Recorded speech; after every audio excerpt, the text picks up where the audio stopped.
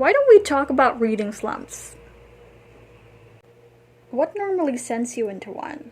Is there a medical or a scientific reason to what causes it? Because I know for sure it happens when life happens to us. When, I don't know, when personal life becomes overwhelming and there's just simply no time for reading. I know that happens, right? Also, personally for me, when I feel more driven to watch something, I tend to lose time for books. And as I've said in my previous vlogs, I'm just so happy that right now I still don't have a reading slump. I've been reading a book per week so far in 2023. Anyway, so this is the reason why I, at the beginning of the year, have really plotted a selection of books that I would get to read when I feel like I'm on the verge of being one. Am I on the verge of one right now? Prevention is better than cure.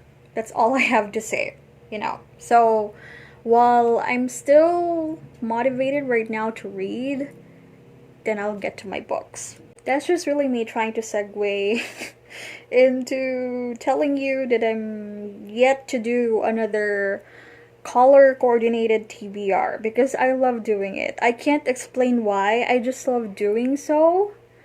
It just feels so organized to read books according to the color of their cover design.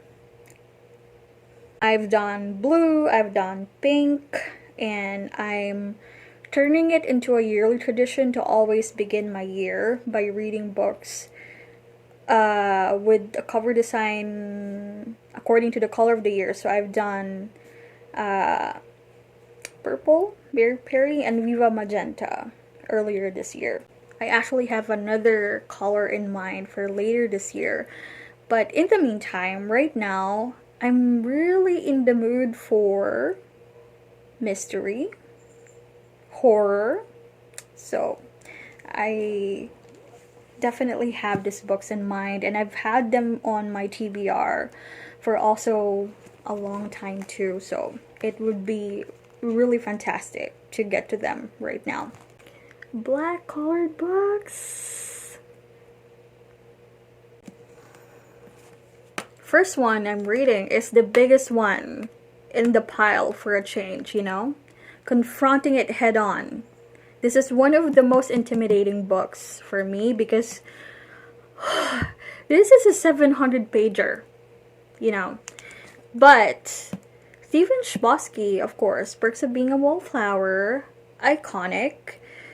One of the books that really shaped me as a young person.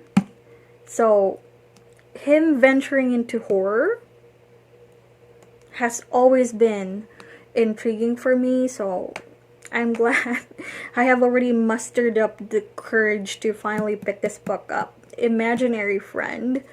I'm already, in fact, nearly 200 pages into this book. This is a 700 pager, so it doesn't look like it's a lot, but I'm already 200 pages in. But you know what? So far, it's giving me Stranger Things vibes. Because the main characters of this book, well, the protagonist, definitely, is around the age of the kids in the first season. So, also the fact that there's a tree house, and that's currently where I'm at right now. They're in the process of creating a tree house. Definitely makes me remember Jellicoe Road. So this feels like this is in conversation with this, because there's a tree house in this plot, right? That's very pivotal to the story. But yeah, this made me remember. It has quite a bit of the energy here in Jellicoe Road, so. And then I'm planning to read next The Loney by Andrew Michael Hurley. I bought this through Big Bad Wolf as well. And this has been promoted by Stephen King. he said it's not just good, it's great, an amazing piece of fiction.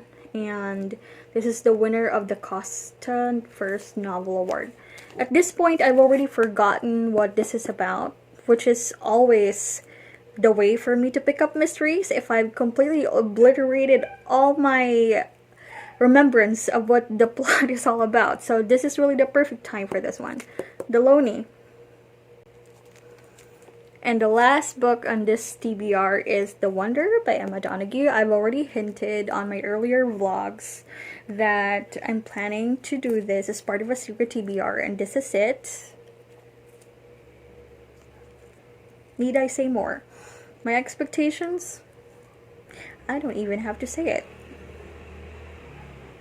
What are you reading for April? Summer's officially here, so I am in the middle of a long weekend. I have filed a leave tonight and tomorrow, so it's a 4-day weekend for me. So I'm at least planning to get through the halfway mark before I return to work so that I can still finish this when the week ends.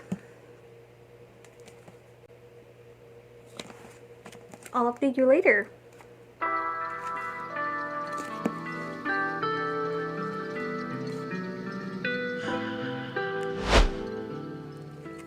Hello, it's been over a week now, and I finally finished My Imaginary Friend. It is not at all surprising that it took me that long because this is a 700-page chunker. So I feel so accomplished that I managed to finish this. This is one of the most intimidating books on my TBR pile, so finally. So this is a mystery, but I wouldn't exactly call it a thriller. Sure, the mystery definitely keeps you going. Yeah, but is it fast-paced? No. Another irony is that while I do think the unraveling of the plot is somehow slow burn paced, the chapter progresses in a cinematic way. This is just probably me being an overthinker, alright? But you know how Steven Chbosky has been very much involved with, very hands-on about the production of the film adaptation of The Perks of Being a Wallflower. So I can't help but think, did he somehow crafted and wrote this book, envisioning this to be, I don't know, a movie or a series?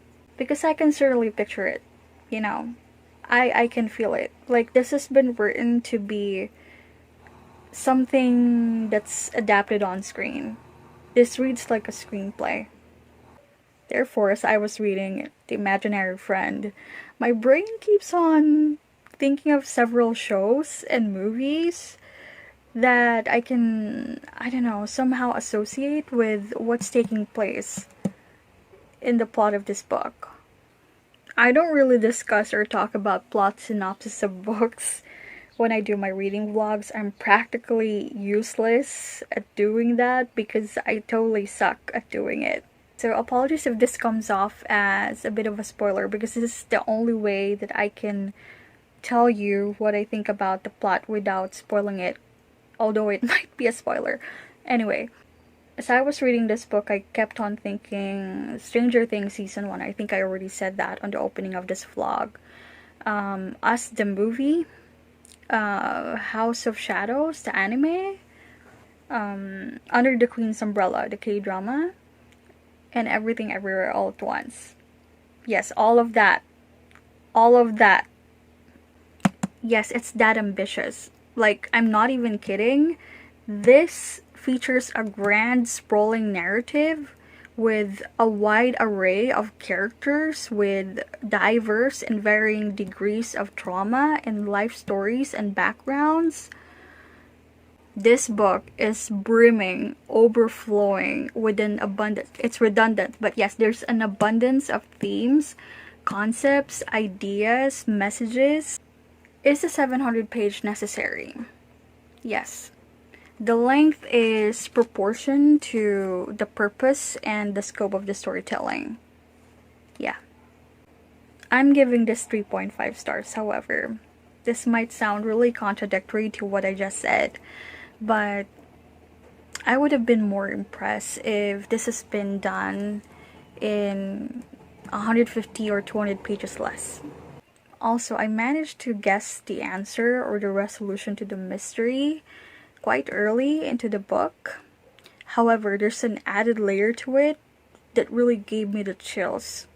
Goosebumps inducing. Yes.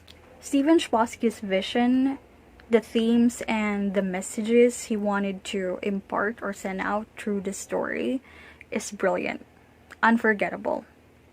However, I just really wish that the execution and the presentation of it wasn't too convoluted or chaotic.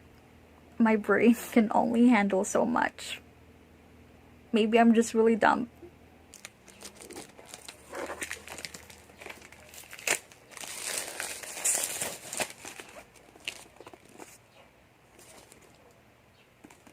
It is now time to move on to the second book, The Lonely. I'll talk to you later.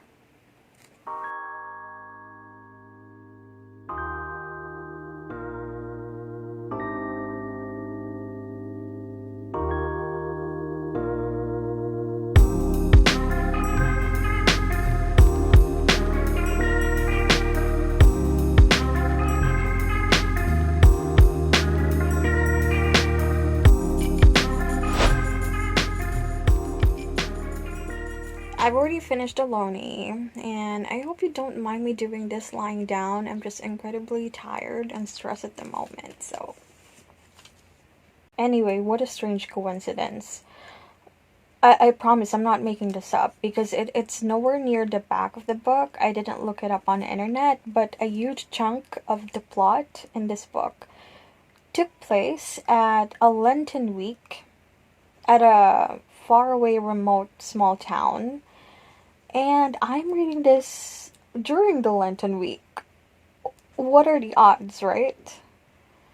Anyway, it's not like I'm qualified to comment or anything since I'm not Catholic. My family was never Catholic, so we don't really know what takes place during this period. There's just this vague, generalistic, if you will, knowledge that the rest of the majority of the country is observing it.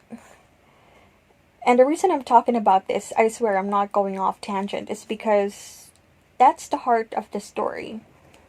It's an exploration of religion, the impact, the influence, and the power of it over our lives. The mood, the setting, the atmosphere makes me remember Where the Crawdads Sing. And the likable priest character here, Father Bernard, made me remember Smaller and Smaller Circles by F.H. Batacan, which I would highly recommend, by the way. Deloni is so wonderfully written because it tackles such a massively complex, inevitably cerebral topic with such sensitivity and style. I'm saying this because I do believe this is how you do slow burn suspense. Because for some people, this might just come off as, oh, you mean it's dragging? No. I do think it is really slow pace for a reason. From chapter to chapter, there's just this looming, growing sense of eerie and ominous. Like it's setting you up for a jump scare that could happen any moment now. And is the reveal towards the end indeed a jump scare? I don't think so. At least not in a typical sense. It's not gory or graphic in the scary movie kind of way that we're so used to. But I hope that doesn't discourage you because this is still dark and disturbing in a sinister, sad, and philosophical, spiritual, devastating way. I gave Deloni 4 stars. It's a great book, but I'm learning every day that a 5-star book for me is something that I wholeheartedly accept from beginning to end. There are parts of this book, admittedly, that I contemplate alternative ways that it could have been done. I think of what if it's done this way? What if it's told this way? What about that? There are still some questions in my mind that I understand was not really discussed or given an accurate resolution to for a purpose. I know that, but I don't know. My mind is just still thinking about it, I guess, which is a good thing. But yeah, Loney, 4 stars. And we're moving along. The last book in this reading vlog, The Wonder. Emma Donoghue is our finale again, our finale queen. I'll talk to you later.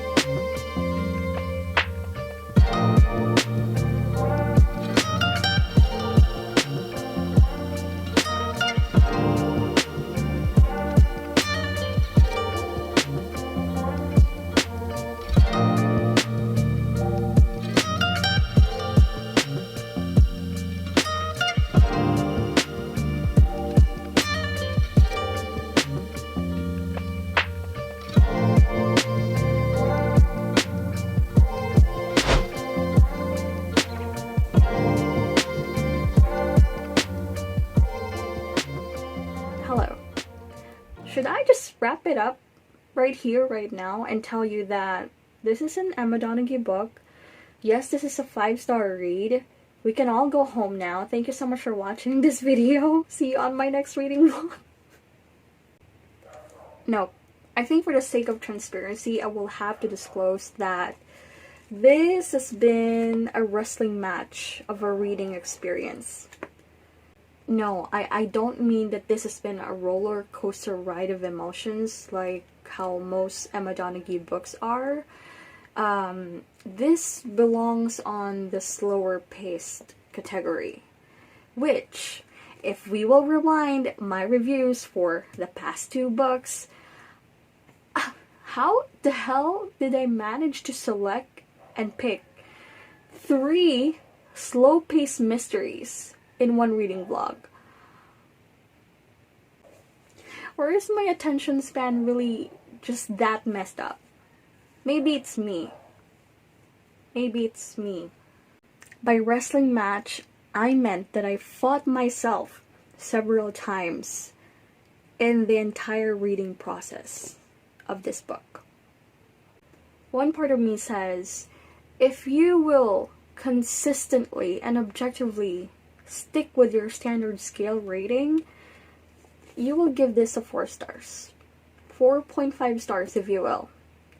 Because you've already given Emma Donoghue a 4 stars before. It happens. And that's fine. It's not a terrible rating. It's still a really good book. And then another side of me replies, yeah, but historical data shows that I've already given this author 3 5-star ratings before. Then the other side of me will argue, maybe that's just you, fully developing an acquired taste for this author. Don't you wish this book is faster paced? Don't you wish it's not that repetitive? Don't you think this could have been a better book if it was shorter? Probably. That was me for like 80% of the book. But then the final 20% happened. And you know what? If there's one thing about Emma Donoghue endings, they are Emma Donoghue endings.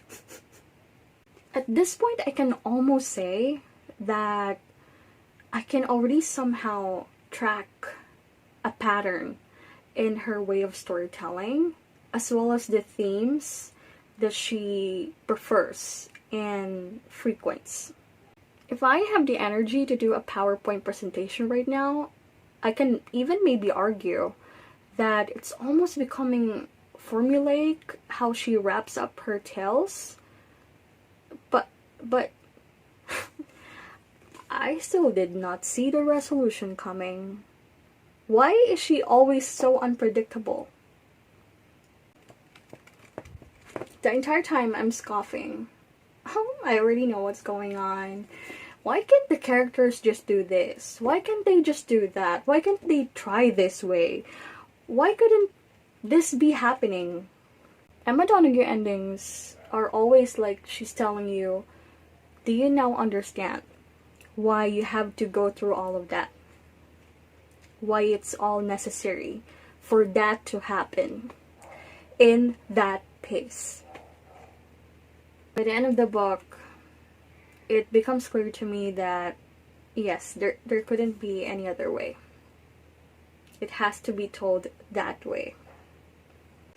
This is not enjoyable because she has not written this for you to have a good time. All of Emma Donoghue's books are painful for a purpose.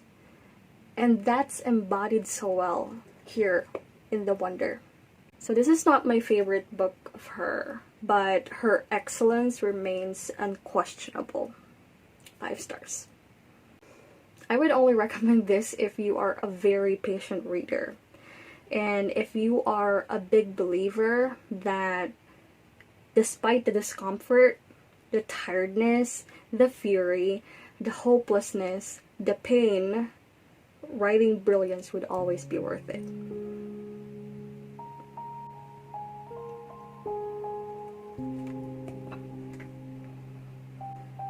Slow-paced mysteries. I still have really mixed feelings about it, but at the end of the day, I think it's just really a matter of picking ones that are really worth your time.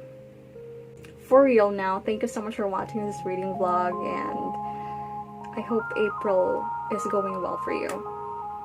See you on my next reading vlog.